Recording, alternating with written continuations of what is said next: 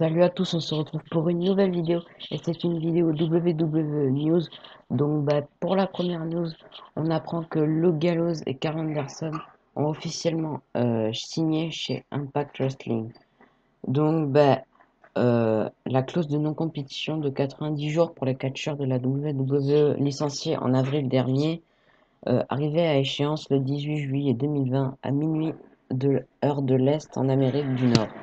Voilà qu'Impact Wrestling n'a pas perdu une seconde alors qu'à minuit et 30 minutes, la compagnie a annoncé la signature de Luke Gallows et Karl Anderson, ce qui n'est pas une surprise alors que depuis les dernières semaines, les sources américaines mentionnaient qu'un contrat avait été signé, sans s'oublier que Gallows et Anderson ont produit leur Talk and Shop à Mania avec l'équipe d'Impact.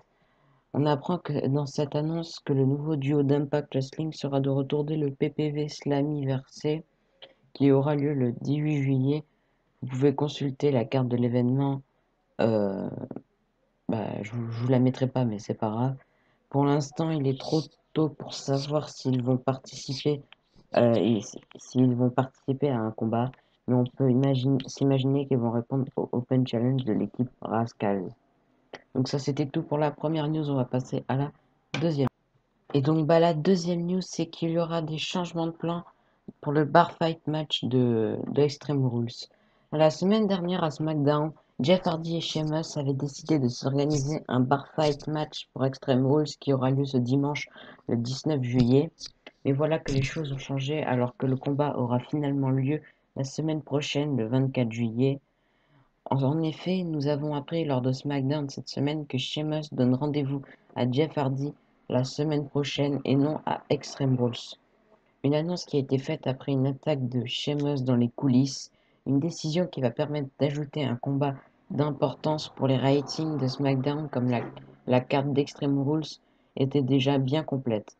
Ce qui est le même scénario du côté de Raw avec le combat non sanctionné entre Big Show et Randy Orton qui aura lieu à Raw et non à Extreme Rules. Donc ça c'était tout pour la deuxième news, on va passer à la troisième news. Et donc la troisième news c'est que le Miz a des objectifs avant sa fin de carrière. Donc le Miz est à la WWE depuis 2004. On aurait pu croire qu'il a toujours tout accompli maintenant qu'il est un vétéran de la compagnie, mais non. Un fan lui a demandé 5 choses qu'il aimerait accomplir avant de terminer sa carrière à la WWE. Le Miz a répondu qu'il pouvait être le meilleur champion intercontinental avec le plus long règne, le plus de championnats WWE Universal, gagner le Royal Rumble, main event du prochain WrestleMania et remporter le King of the Ring. Le Miz reste toujours très actif à la WWE malgré sa nouvelle vie familiale avec 2 enfants, en plus de participer à quelques films ou programmes télé comme Miz and Mrs. ou Cannonball aux États-Unis. Quelqu'un qui travaille toujours très fort, il ne serait pas étonnant de le voir réaliser certains de ses objectifs d'ici la fin de sa carrière. Lui qui est âgé de 39 ans aujourd'hui. Donc ça c'était tout pour la troisième news, on va passer à la quatrième news. Et donc, l'avant-dernière news, c'est que Bobby Lashley rêve toujours d'affronter Brock Lesnar.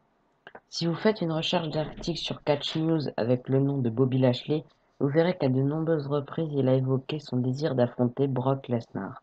Un désir qui remonte depuis son retour à la WWE, tandis que Lesnar et lui n'ont jamais eu la chance de se croiser sur un ring de catch ou dans un octogone MMA.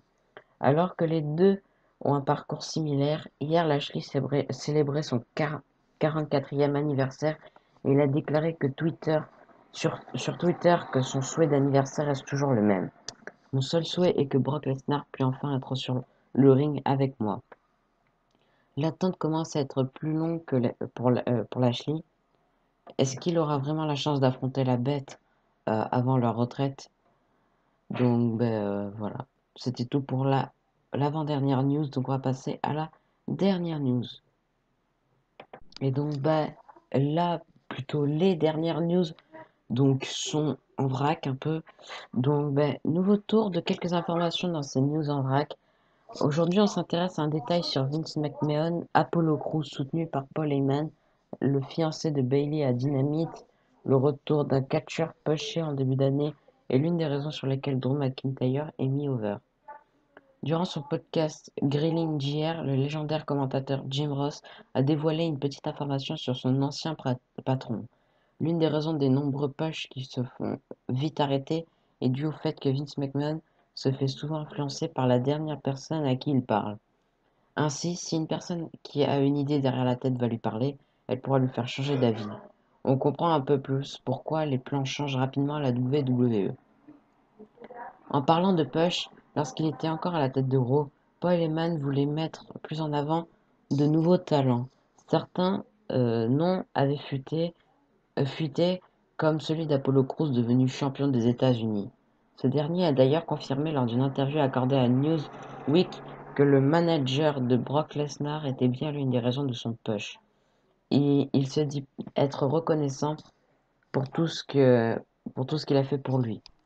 La fiancée de Bayley et catcheur indépendant Aaron Solo était présent dans la foule de Fight for the Fallen, l'édition spéciale de Dynamite cette semaine. Un catcheur qui avait reçu un petit push en début d'année reviendra lors de Main Event cette semaine. C'est Riddick Moss qui reviendra sur le ring lors de l'épisode. Il était devenu champion 24/7 en début d'année avant de perdre la ceinture contre R-Truth. En mars, et disparaître. Un retour gagnant puisqu'il a battu Humberto Carrillo. Dave Meltzer a déclaré que l'une des raisons pour lesquelles Drew McIntyre a été mis over à ce point était due au fait que Brock Lesnar ne reviendrait pas de sitôt. La bête ne devrait pas, en effet, pas être à SummerSlam en août et pourrait rester absent encore plus longtemps. Le journaliste a ajouté que Drew McIntyre devra affronter Randy Orton dans le main event du pay-per-view de l'été. Donc ça, c'était tout pour le dernier épisode de WWE News. Donc je vais vous préparer mes pronos pour Extreme Rules. Et donc c'était tout pour cette vidéo. Allez, à plus. I got that adrenaline, momentum, not knowing when I'm never gonna slow up and I'm ready to stand.